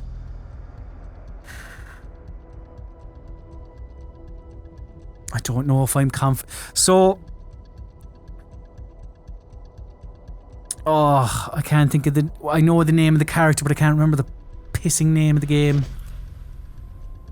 His name is Travis something. No More Heroes. Because that's brash. It's quite annoying. Like what you described there is quite annoying. I'm pretty sure... I don't know if he breaks the fourth wall like a Deadpool, but I have it in my head that he does. There's a bit of a Duke Nukem-y flavour about him. I'm not 100% confident, but it's either that or Comic Zone, and I'm pretty sure it's not Comic Zone. Yeah, No More Heroes. Yeah. Is that your final answer? That's my final answer, Chris. So you seem to be struggling with this one. Second opinion describes some brash unpleasant gameplay mechanics, which reminded you of Travis from No More Heroes. That's Travis Touchdown. The correct answer is No More Heroes. Nicely done. Get in. It breaks the fourth wall a lot. They talk about like how violent the game is and if they're going to get a bad game rating because of this scene. And right, yeah. I've never played one, but I'm aware of him and how much he annoys people. Good use of second opinion. Yeah, I needed that. Matthew, your second mystery Steam review is as follows. Artsy piece of trash that has a gimmick that lasts as long as you in bed. Costs way too much for the little amount of content you get and looks like total shit. Play a better puzzle game like Portal 2. And that's from Detumb. It is not recommended. 3 hours on record. Matthew, your time starts now. Artsy piece of trash that's a gimmick that lasts as long as you're in bed, but they've played it for 3 hours. Costs way too much. 3 hour little game, it looks like total shit. Artsy piece of shit to play a better puzzle game like Portal 2. Can I get a publisher on this? You can. Pausing timer 1 of 5. So I feel like this sounds indie-ish, and a publisher may help push me in a certain direction. The publisher of this game is Super Hot Team. It's Super Hot Team is the publisher. Restarting the timer now. I was being a dickhead. It's Super Hot Team. This has got to be Super Hot. That's all they've made, isn't it? Super Hot. It has to be Super Hot. It doesn't look like shit though. It looks amazing. Oh, it's just probably an idiot reviewer. So you never know, is it? Sometimes is it like a bad review? Is it a moron, or is it a spot on review? No, I'm gonna gamble this is a moron. I'm gonna say Super Hot. Is that your final answer? Yeah, I think so. So the person mentioned about this game having a gimmick.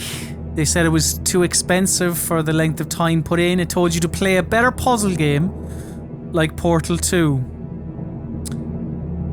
You were not totally sure from that. But the publisher, being Super Hot Team, said, well, you know, this has to be super hot, doesn't it? So Matthew, I can tell you that the correct answer is Super Hot.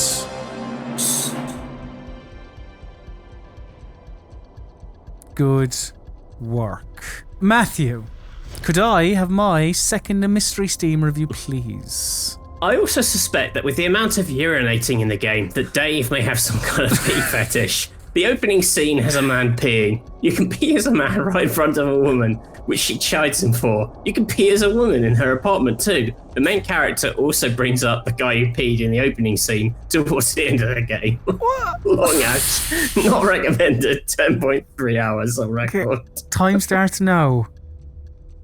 Okay, a lot of piss. So there are multiple pissers. So trying to break this down. So you can piss as different characters. So there are different characters. The main character also brings up the guy who peed in the opening scene. Whether that's a character you play as well.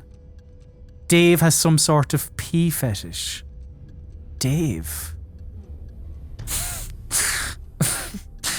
Hold on, no. Dave has a pee fetish. All the best to you, Dave. Loads of pee. You pee as different characters. Jesus wept. What do I use? Dave is key to this. Who this pisses Dave? Pausing the timer at 31 seconds. Could I have my publisher lifeline, please? Because yeah, this is tough. This has been. It's published by. It was originally published by Atari, and then it was remastered by Aspyr. Okay, 31 seconds. Restarting the timer now. That hasn't really helped me. This one's a bit rough, actually. I like the review, but... P. So is P very important in the game? I mean, I know it's not the game I'm about to say, but I feel like for comedic value, I should probably say it. So, final answer, Chris. Doom.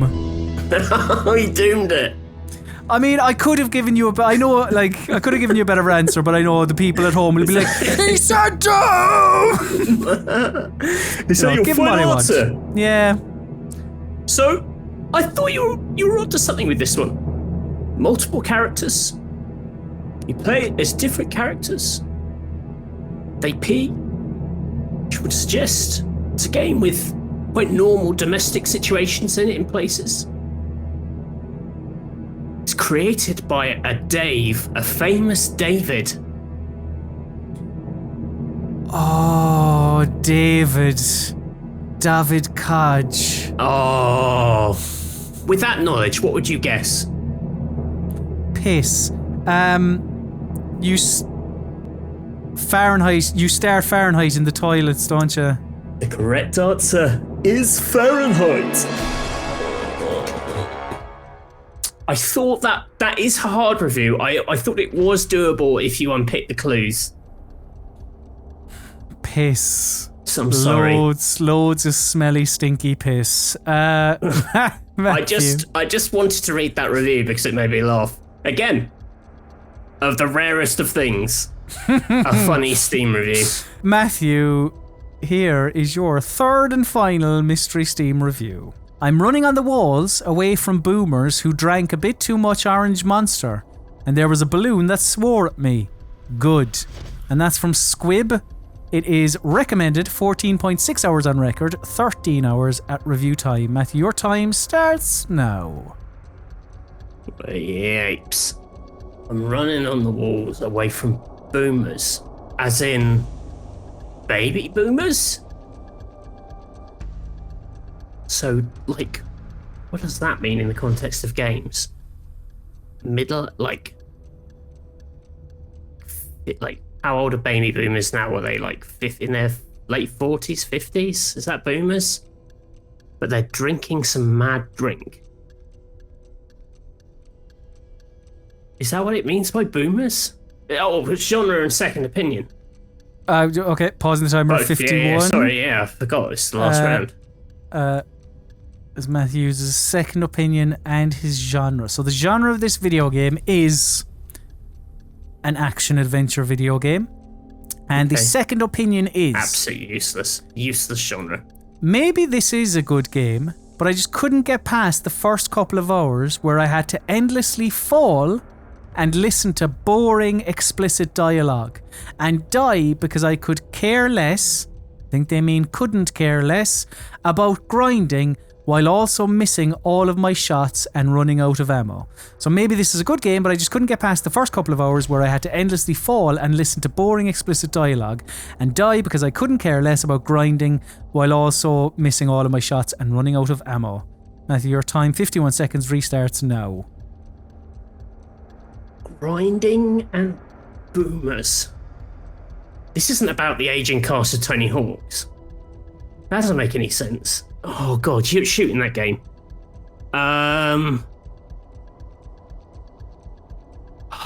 Maybe boomers isn't the key word here. Boring, explicit dialogue.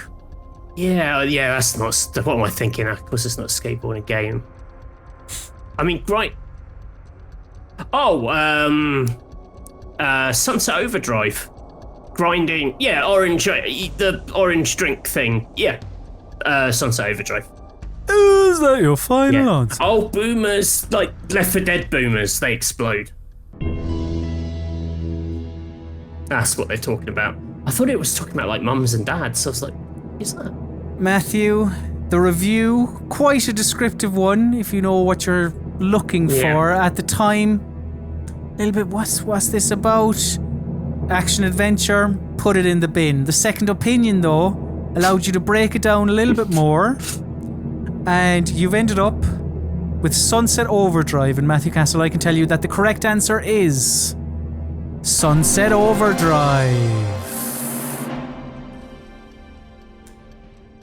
I really enjoy Sunset Overdrive, but yeah, there's a lot of annoying stuff in that game as well. Do you remember the very end where he talks about NeoGAF? Oh, disgusting. That's the game where the game's community manager is the boss of the DLC as well. Matthew, could I have my third and final Mystery Steam review, please? If you notice the subtitle, a film noir love story, you know what the story is about. Instead of the revenge story of the first game, the second game feels a bit lighter. I mean, who don't like mysterious hot female killer, lol? Midnight Patrol recommends it with 7 hours on record. Time starts now. Max Payne 2, The Fall of Max Payne. A film noir love story. And I'll tell you why I'm able to say that as quick as I am in just a moment. But, I can tell you now. A guy I used to work with loved Max Payne 2 and would always say its full title whenever talking about it. Really? So he would always say Max Payne 2, The Fall of Max Payne, a film noir love story. And it's proven to be beneficial to me today. Oh, I can't believe that. So, that working with a wank would one day help you win this quiz. Well, he was doing it ironically, in fairness. But yeah, that is my final answer, Chris, if you'll accept it. Were they? Yes, it's Max Payne 2, The Fall of Max Payne. Yes. God damn it, how was I to know? Indeed. Well, a draw. Not the shit show you predicted. Yeah, that piss review was unfair. But, you know. If I drill down a little bit more on the Dave, but hey ho. So yeah, that is Mr. Steam reviews for this week. So now let's burn the man.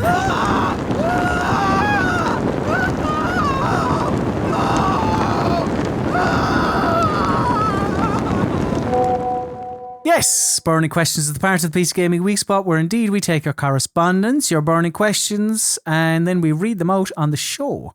You can email us at any stage throughout the week, weekspot@rockpapershotgun.com, and then we may do that.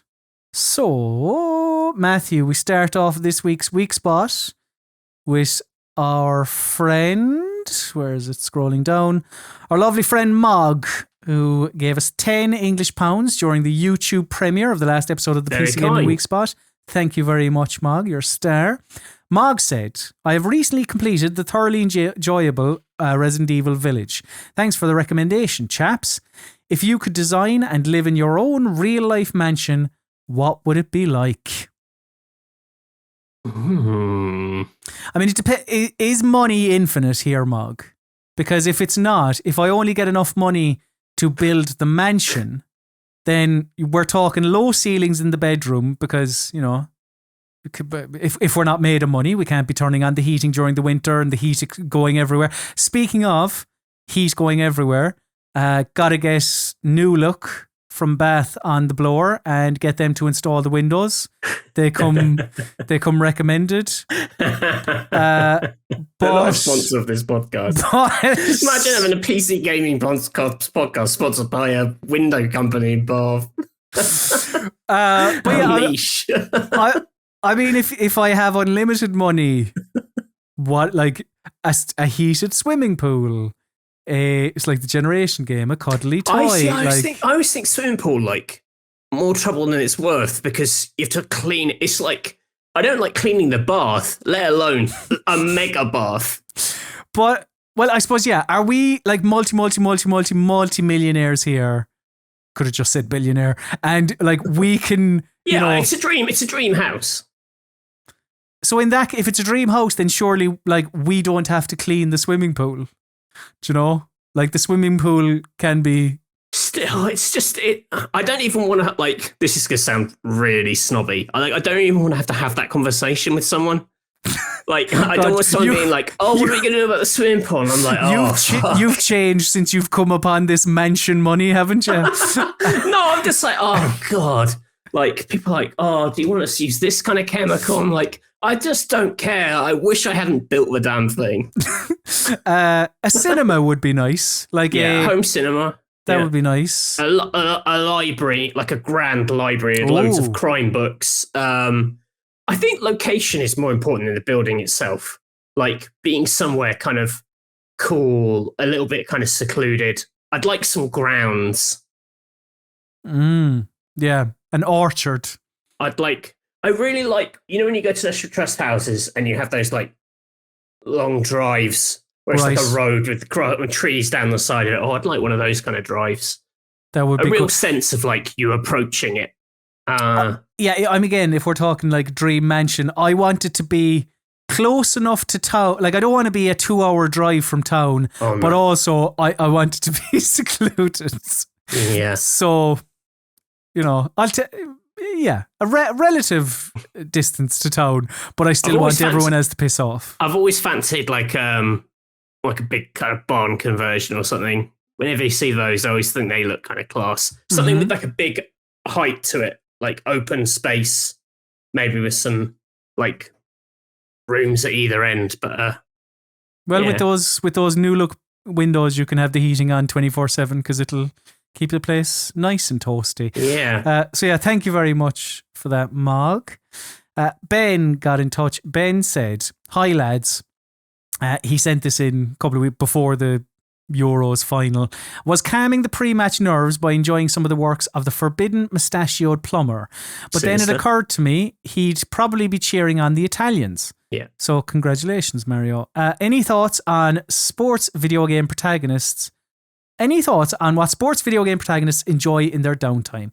Gordon Freeman strikes me as the water polo type, while Doom Guy seems more into American football. Keep up the great work, Ben. I don't know. Do they enjoy sports? Because their lives are super active. Do sports people famously play other sports in their downtime? Or are they just like vegging out on the sofa? I mean, it depends. Like Gareth Bale's famously a very good golfer as well. Like some do, some don't. Some footballers don't give a shit about football, and a lot of them nowadays they're on Twitch and whatever else they're playing games. So I think I could understand because they're like theoretically we're talking about rich people here, like because they're stars of their own worlds. So they probably do like you're right. Golf is like a rich person's sport. They probably do. I could see like Mario and Gordon Freeman or whoever, they all gather to like bet big money. A bit like Michael Jordan. Right. Yeah. Like it's a bit of the old golf gambling. I like the idea. It's that kind of vibe rather than like, after you've done all that, if you're Mario and you've just done all that jumping, the last thing you're going to do is like, can go for a great big long run. That's yeah. So like, well, I swear maybe I'm cheating, but like Kiru, I'd imagine would play darts because you can play darts in Yakuza. But he plays darts as part of his day job, which is being the star of Yakuza. But is that his day? Well, I like the idea that like game worlds are like the Truman Show. That Kiru like leaves Kamurocho through a door. It's a big film student. He leaves and he's in the real world. And he's in good shape, so he's definitely like not just. He works out at the gym in Yakuza 6. You can do that. So, but I imagine he has to do that in his own time as well. Probably, yeah. It's like Jack Bauer pissing during the ad breaks. It's like Kiru when you turn off the game, he's working out. Yeah, that's probably it, isn't it? Like it's like logistically, they're probably just all in the gym because they have to be in great shape for their respective games. So I think your logic is sound. Yeah, it all comes full circle. They go back to what we're talking about at the start of the show. Like it's not whimsical, but they're playing snooker. They're playing activities, but a bit more relaxed, perhaps. Yeah. Another question here from Matt. Matt says, "Hello, Colin and Matthew. As I write this, the UK is in the grip of a heat wave, which will probably have disappeared by the time the Weekspot is aired." It's kind of ended already, isn't it? Because that's how our country works. My burning hot question is, what are your top tips for staying cool? Cheers, Matt. P.S. Who on earth likes bounties? What is wrong with people Hashtag ban bounties. Thank you, Matt. You're on the right side of history, my friend. Tips for staying cool. Take off your clothes. You know, you're in your own house. You don't have to answer to anyone. Get a tower fan. I bought one from Argos about, years ago, and it's done me well for the annual heat wave we get that lasts about 2 weeks. I wouldn't be installing aircon. This was a brutal one, I thought.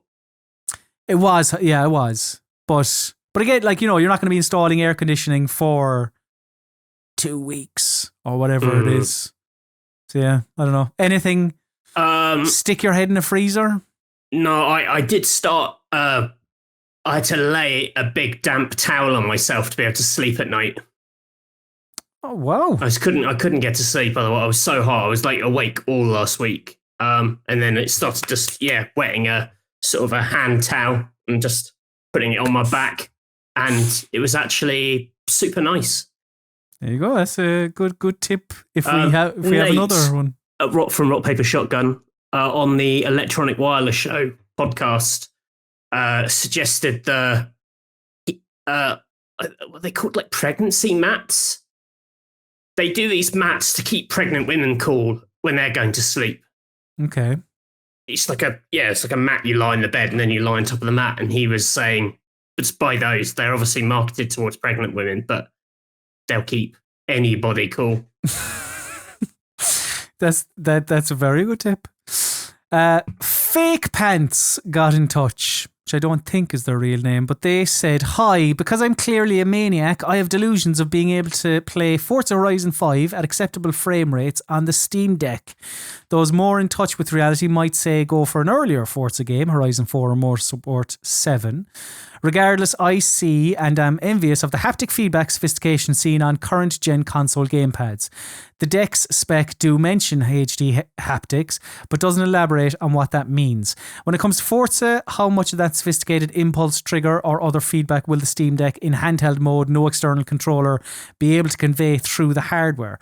Also, does it have rumble? I don't see mention of rumble motors, just HD haptics. Kind regards, Fake Pants." Now, I haven't messed around with the PlayStation 5 yet, so I've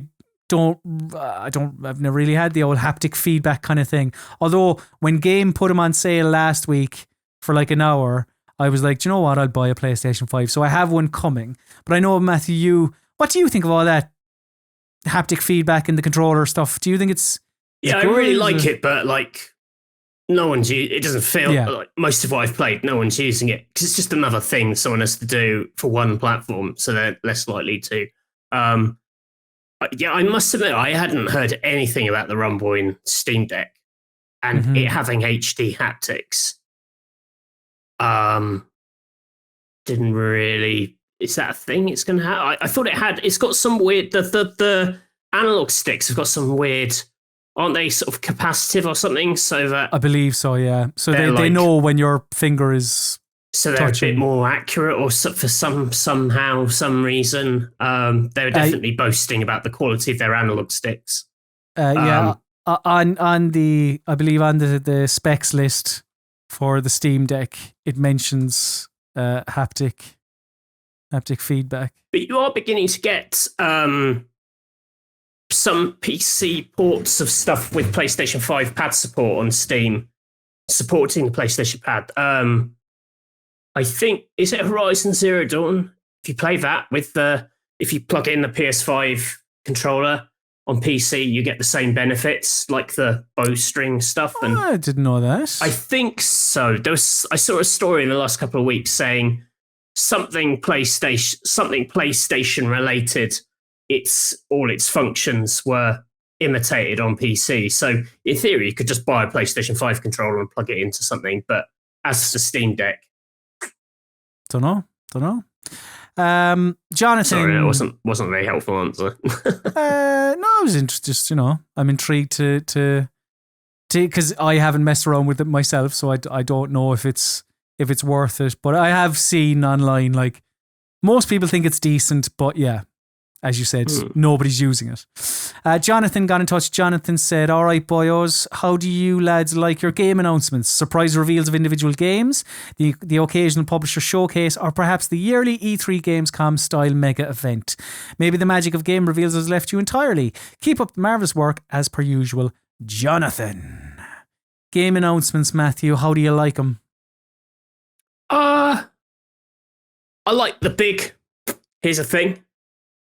Here's a big surprise. E3 Gamescom job. Well, no, just the straight, like, out of nowhere, here's something. Rather, I will take that over in 10 days. We announce something. The more run up you have to any announcement, the bigger the potential for any kind of disappointment. If someone just announces something, you literally can't be disappointed with it because it didn't exist yesterday. It now exists right now. So that's. But that also has no like drama or sense of sort of theatre to it. So people don't really do that anymore. I'm like you. I enjoy a surprise. But I guess you can have. There are surprises at Xbox conferences or PlayStation conferences or whatever, aren't there? Where it's like, oh wow, this thing's coming back. Quite hard to do them in this age of like mega leaks. If you can get a game past Jeff Grubb, you're doing something good luck. Powerful. That guy's got eyes like a hawk.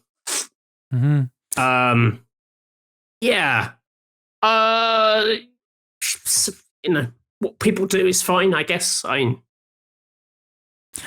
do like last year's piecemeal drip fed summer of gaming bollocks. Like that made me appreciate E3 more, and just like the idea that you're going to get a lot of your big announcements in this week during this week, rather than this year felt better for that. The individual publisher thing, I guess, is like the only risks of that is that people treat every standalone event like it's going to have equal kind of scale or size excitement. So the disappointment there is like, well, of course, this small indie label isn't necessarily going to have the same heft as, a Sony conference. But based on the feedback and what you see people saying online, it would seem there are people out there who are so deluded that they think that is the case. Where they're like, why didn't you announce Metal Gear? And it's like, well, this was a tiny publishing label. Why would they don't even have that? So, but that's just gamers are some stupid gamers, I guess. And our final burning question is from Kenneth. Kenneth says, can you recount for us the emotional roller coaster that was the face-to-face Ahern Castle Bro Union over indie games after months glancing left and right into an empty space? So would you like to recreate it, Matthew? So I'm in the studio sticking cables in and all that. Yeah, I mean it was mostly recreate it. All right, Matthew, you all right? Yeah, where should I put my bag? Just wherever you want. Stick in the corner there. Whose Haribos are these? Do you think I can eat these Haribos off this person's desk as there's no one here? Oh, I forgot that happened, yeah. Check the date. Well, it says that they're old, but Haribos can't go off. No, I'd say you're fine, yeah. Okay, I'll eat them then. These gold bears are really hard. Do you think that's a problem? Probably. And I'll keep eating them and hopefully nothing will go wrong with my guts. That's and scene. There you go. There, Kenneth. There's the almost a word for word recreation of it. So, if you have any burning questions, please do send them in to us. Weekspot at rockpapershotgun.com. Because we've cleared the mailbag now. It's empty. So if you send it in now, you might get it read out on next week's show. Hooray! As Colin looks to find the button, there it is. Another wonderful week spot in the bag. Thank you very much, dear listener, for listening, viewer for viewing. If you want more, there are ways to support us and Rock Paper Shotgun. You can follow us on social media. I'm at Colm_Hearn. Matthew is at Mr. Basil_Pesto. And Rock Paper Shotgun is at Rock Paper Shot.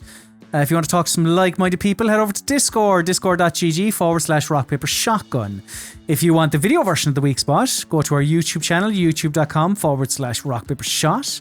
Or if you want to subscribe to the Week Spot podcast or any of Rock Paper Shotgun's podcasts, search for us on Spotify, Apple Podcasts, etc. If you want to buy some RPS merch, go to store.readpop.com and click on the RPS button. Get some lovely t-shirts. Or if you want to support Rock Paper Shotgun and get an ad-free website and extra articles and podcasts and all that, head to rockpapershotgun.com/subscribe. But for all of your PC gaming needs, head to rockpapershotgun.com. Another Week Spot in the bag, Matthew, and we're coming into a busier season. You know, the drought is almost over, Matthew. Well, we had some good games this week, but August has some crackers. Late August, admittedly. But, hey, you know, we're coming into it. We're coming into it with our Psychonauts and... That's it.